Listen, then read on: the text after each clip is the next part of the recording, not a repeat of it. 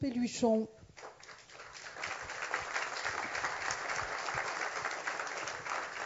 Bon, c'était bien que Jean-Claude Audet-Beauté puisse quand même nous expliquer ces dernières révolutions dont on n'a pas fini de comprendre les conséquences. On est juste à l'amorce.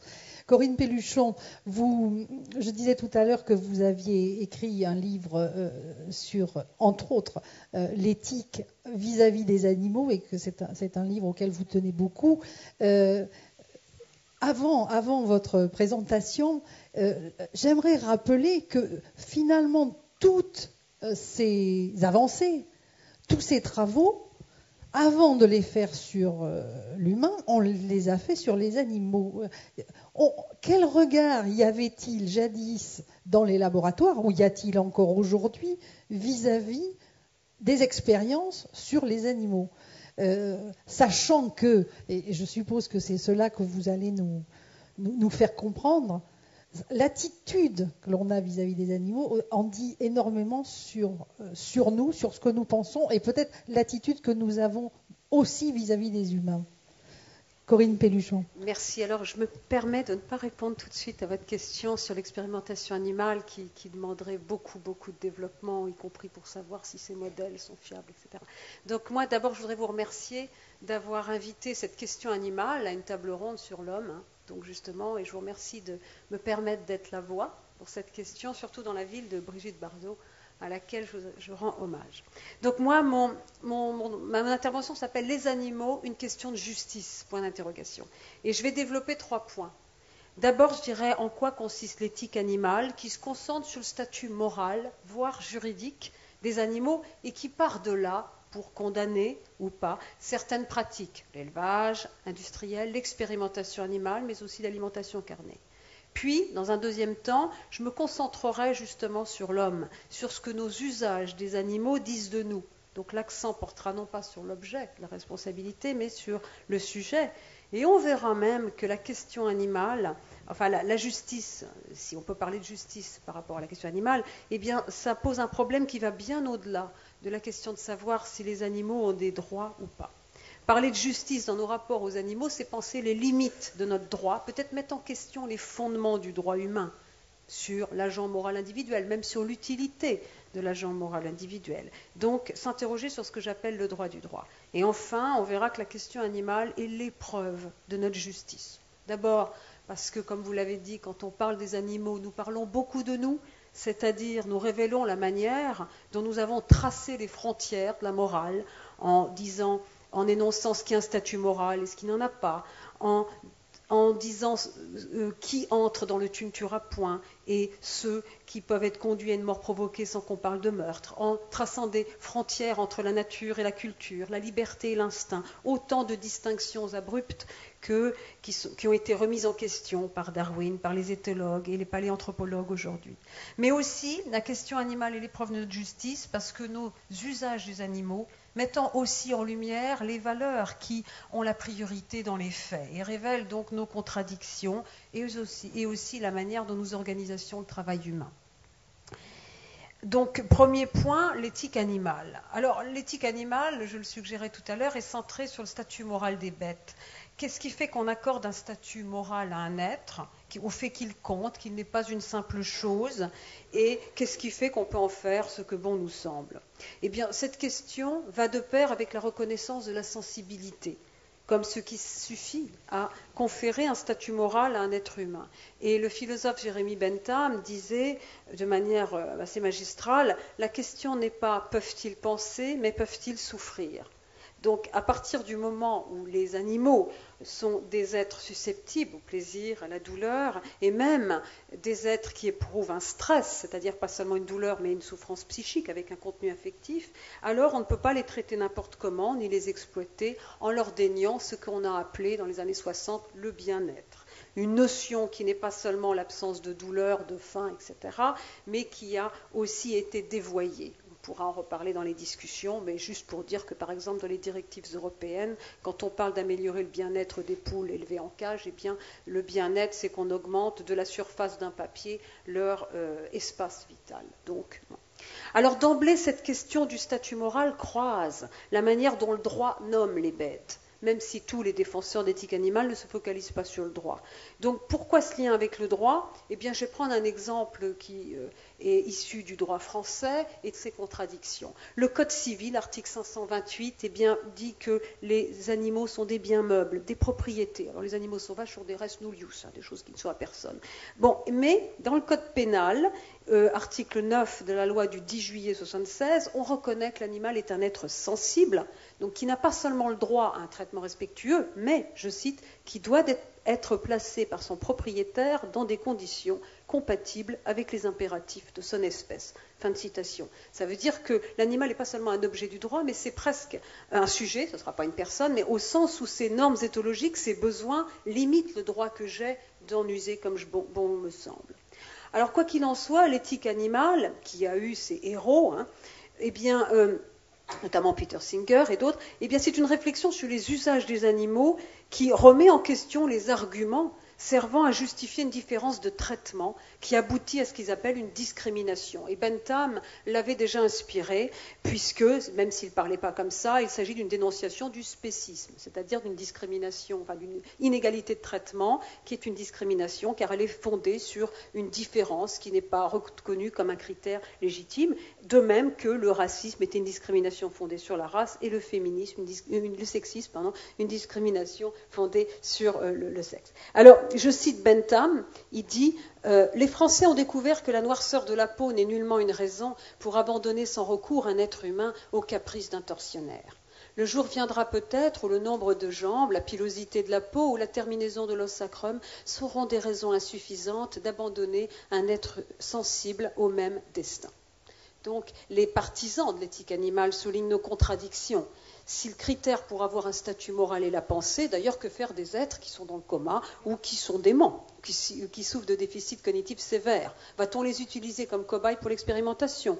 Alléguer que ce sont des hommes alors que les chimpanzés sont des animaux, c'est du spécisme. Alors, en dehors de l'intérêt ou au-delà de l'intérêt de cette approche, ce n'est pas la voie que je retiendrai pour penser notre responsabilité envers les animaux, ni pour m'interroger sur ce qu'il peut y avoir d'injuste dans nos rapports avec eux. Et avant de passer à ce deuxième point, revenons à la question de l'injustice. Parler d'injustice envers les animaux, si c'est possible, ça suppose qu'on va au-delà de la charité ou de la compassion, au-delà de la question de dire que nous avons des devoirs d'humanité envers les animaux. De même, parler d'injustice ou de justice envers les animaux, ça ne veut pas dire confondre les animaux et les hommes. Les chimpanzés, les cochons ne votent pas, ils ne peuvent pas se représenter eux-mêmes, ils sont représentés par des associations, et je pense même qu'il faudrait s'interroger sur la légitimité d'une extension du vocabulaire des droits de l'homme aux animaux. Il me semble qu'il y a dans la déclaration de l'UNESCO de 1978 des contradictions, puisque d'un côté on parle de personnalité juridique des animaux, et de l'autre on dit, bon ben voilà, si on les mange ou si on les conduit à la mort provoquée, il faudra bien le faire. Bon, je n'ai jamais vu qu'on conduisait à la mort provoquée, enfin, en tout cas, ou qu'on mangeait son prochain. Donc il faudrait quand même savoir, et la grande question c'est peut-être de savoir ce qu'est un sujet qui n'est pas une personne, qui n'est pas imputable, puisqu'il y a quand même une grande différence entre les animaux et nous. Le pigeon n'est pas capable de pleurer la disparition de la baleine bleue, nous aussi, c'est quand même différent. Alors, la question animale, une question de justice, voire une question politique. Donc, qu'est-ce que serait un sujet qui n'est pas une personne? Eh bien, d'abord, un agent moral, ou un agent qui cherche son épanouissement selon des normes qui sont propres à son espèce. La poule a besoin d'étendre ses ailes et de gratter le sol, sinon elle développe des stéréotypies. Et ces normes éthologiques, bien l'homme n'en est pas l'auteur, il peut les reconnaître, définir son exploitation des bêtes à partir de cette reconnaissance ou non. Donc, il y a un rapport de justice envers l'animal, car nos usages des bêtes questionnent notre droit d'en user comme bon nous semble.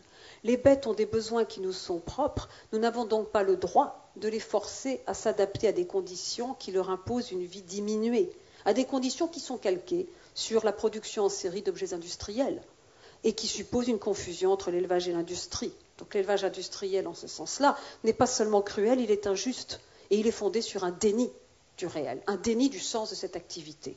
Parce que l'élevage, ce n'est pas l'industrie, parce que le matériau, si je puis dire, avec lequel on travaille, qui n'est pas un matériau, c'est un être sensible qui a des besoins propres. Donc ça veut dire que non seulement l'élevage industriel, par exemple, souligne, et c'est une question d'injustice, que l'homme n'a pas tous les droits sur les bêtes, son droit n'est pas absolu, mais aussi que qu'il y a ce que je disais, un déni du réel, dont les animaux ne sont pas les seules victimes, mais les hommes aussi peuvent être victimes de cela, non seulement quand on voit les conditions, les cadences de l'abattage, la manière dont ils travaillent, mais aussi parce qu'on peut se rappeler la manière dont le travail humain est organisé, et Christophe Dejour soulignait de manière magistrale que souvent, quand nous sommes évalués, et même en médecine, dans la tarification à l'activité, on part d'un chiffre de production maximale à partir duquel on définit le travail des hommes, et c'est fondé sur un déni du réel, un déni du sens de l'activité, et peut-être un déni de la question de savoir ce que c'est que travailler. En tout cas, il y a cette idée pour l'animal que donc le droit de l'homme n'est pas absolu et que ces normes éthologiques des bêtes nous imposent des limites. Donc nos usages des bêtes révèlent les valeurs qui ont pour nous la priorité, quoi que nous puissions dire par ailleurs. Mais la question qui m'intéresse ici, c'est la question du droit, c'est-à-dire la question là, l'accent, le curseur est placé non pas sur l'objet de la responsabilité, mais sur le sujet, sur nous. Qui sommes-nous pour faire ce que nous faisons sur les animaux et au nom de quel droit nous autorisons-nous à détruire, par exemple, l'habitat des animaux, des bonobos, dont ensuite on dira que leur espèce est menacée. Ma question est donc la suivante, la fondation des droits de l'homme sur l'agent moral individuel qui use de tout ce qui est bon pour sa conservation, Léviathan, chapitre 14, Hobbes, et même pour son profit, son utilité, est-elle légitime ? Claude Lévi-Strauss, dans un texte intitulé, qui est le dernier chapitre du Regard éloigné, disait que les droits de l'homme rencontrent une limite quand ils mettent en péril la survie des autres espèces. On a donc là l'idée qu'il est injuste que l'homme cause l'extinction des espèces avec cette rapidité-là, parce qu'il doit fabriquer de l'huile de palme. Bon. Mais ça, c'est une norme écologique. Là, moi, je voudrais aller plus loin et m'interroger sur la chose suivante. Qu'est-ce qui fonde, par exemple, l'autorisation de l'homme à user des animaux pour leur fourrure et même pour se nourrir ? Les animaux ont-ils l'obligation de nous nourrir ? Nous traversons ici les frontières de la justice. Autrement dit, nous arrivons à des apories, à des questions qui n'ont peut-être pas de réponse, mais au moins qu'on ne se satisfasse pas de fausses réponses en disant c'est un mal nécessaire, ou bien en disant qu'il y a un contrat naturel, domestique, entre les animaux et les hommes, parce que évidemment les hommes, les éleveurs, donnent à manger aux animaux et les font naître, et en échange, ils pourraient leur donner leur vie. Alors évidemment, c'est vrai que s'il n'y a pas de consommateurs de porc, il n'y a pas d'éleveurs, il n'y a pas de cochons. Ça, c'est vrai. Mais bon, est-ce qu'on peut parler de contrat ? Ainsi, il ne s'agit pas de plaider pour le végétarisme, mais au moins de réfléchir à ce que la viande qui est dans nos assiettes a coûté aux hommes et aux bêtes. Peut-être aussi pouvons-nous aller vers un peu de sobriété, comme si justement l'acte de se nourrir était le lieu de l'éthique. Manger de la viande 2 fois par jour, et même 1 fois par jour, n'est pas une maxime qu'on peut universaliser. Et donc pour Kant, ce n'est pas bien.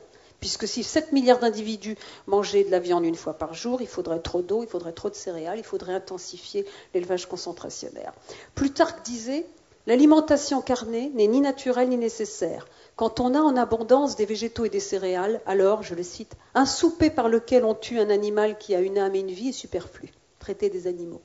De même, Montaigne déclarait « On ne devrait manger que les bêtes que l'on a été capable de tuer. » Donc, manger est un acte moral et politique. Il s'agit de penser aux ressources qu'on prend aux autres hommes, à ce que cela coûtait aux bêtes et aux hommes. Et plus profondément, on peut se poser cette question qui est à la limite de la philosophie. Qui suis-je moi pour me nourrir en faisant couler le sang des bêtes ? Parlant ainsi, je fais référence au sacrifice, qui est au fond de notre culture et que la coutume nous impose comme un breuvage, disait Plutarque. Je fais référence aussi que le fait que l'autorisation de manger de la viande apparaît dans le déluge, seulement après le déluge et dans la Bible et non sans restriction. Donc mon 3e point et ma conclusion, la question animale, l'épreuve de notre justice. Eh bien, en m'exprimant comme je l'ai fait, donc en allant un peu à des apories, je fais profondément référence à cette question qui est du droit, qui est une intensification de l'intuition de Kant, qui parlait à propos des animaux de devoirs indirects. Il disait que nous avons des devoirs envers les animaux, mais ils sont indirects au sens où ils comportent dans leur extension la cruauté envers l'homme, et que maltraiter un animal, c'est indigne de l'homme. Alors, moi je pense que nous avons plus que des devoirs indirects envers les animaux, si ce sont des sujets, même si ce ne sont pas des personnes, mais l'idée que je voudrais développer ici, dans un contexte non kantien, c'est la question de savoir qui nous sommes quand nous usons des bêtes comme nous le faisons.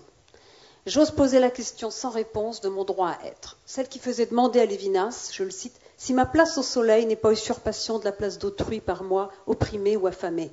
Et moi, je pose cette question que Lévinas ne s'est pas posée. Cet autrui, est-ce que je ne pourrais pas dire que c'est aussi l'animal, le plus autrui des autrui, si différent, si étranger, et qui n'est pas mon prochain? Bien plus, est-ce que je ne dois pas, et je recite Lévinas, craindre pour tout ce que mon existé, malgré son innocence, intentionnelle et consciente, peut accomplir de violence et de meurtre? Juste craindre. Poser la question, considérer que les nourritures ne tombent pas toutes seules dans mon assiette, considérer le prix de mon plaisir. Dans son innocence, mais par exemple dans le foie gras, quand nous savons comment il est fait, y a-t-il encore innocence? Autrement dit, il ne s'agit pas de culpabiliser les hommes, mais encore moins d'accuser le soldat Descartes, que je m'engage à sauver si vous voulez, bien en disant que parce que beaucoup disent que c'est le bad boy. Donc, ni la Bible où Dieu dit Dieu fait les hommes selon leur espèce, dans la Genèse, mais l'idée c'est de dire que le sort des animaux nous concerne, que les animaux nous regardent, et qu'il y a peut-être en ce sens un appel de l'animal, au sens où l'image de nous-mêmes que nous renvoient nos usages des bêtes peut nous devenir insupportable. C'est ce que disait Jacques Derrida. Nous sommes entrés dans une guerre de la place, de la compassion, dans la justice, disait Derrida. Parler de compassion, c'est parler de la capacité à s'identifier au-delà de soi, avant toute appartenance à une espèce et à une fonction. Ça, c'est le message de Rousseau. Enfin, donc c'est ma conclusion, on peut être concerné par cette question animale sans détester les humains, et même sans vouloir enterrer l'humanisme et les droits de l'homme auxquels nous devons tant. Bien plus, la question animale, qui est aussi la prise en compte de la diversité des animaux, le pluriel est essentiel, et de leur différence, de leur étrangeté, eh bien cette question nous invite à promouvoir un autre humanisme lié à une autre conception du sujet. C'est ce que pour ma part j'ai appelé l'éthique de la vulnérabilité, qui n'est pas une éthique animale, mais où la question animale est le lieu d'une interrogation sur la manière dont l'homme sait penser, et c'est un chapitre dans une réflexion sur l'organisation sociale et politique, dont l'objectif est de construire un concept de responsabilité pouvant prendre en charge les défis écologiques, technologiques, sociaux qui sont les nôtres. Le sujet de l'éthique de la vulnérabilité n'accorde pas la même importance à son chat et à son frère humain, même s'il aime son chat. De même si parfois, comme le dit l'écrivain Galsan Chilan dans Ciel bleu, l'animal domestique est le frère à la place de mon frère, celui sur lequel on projette beaucoup et grâce auquel on se répare. Mais le sujet de l'éthique de la vulnérabilité, qui est un être qui a faim et soif, pas comme chez Heidegger, et qui n'est pas premièrement liberté, c'est un sujet qui s'inquiète du devoir-être de son droit et intègre dans son vouloir vivre le souci de préserver la santé de la terre et de ne pas imposer aux autres hommes et aux autres espèces, mais même aux bêtes, une vie diminuée, une vie appauvrie, une vie maintenue dans la torture et l'insignifiance, ramenée à sa force de production, une vie que l'on prive du plaisir de vivre.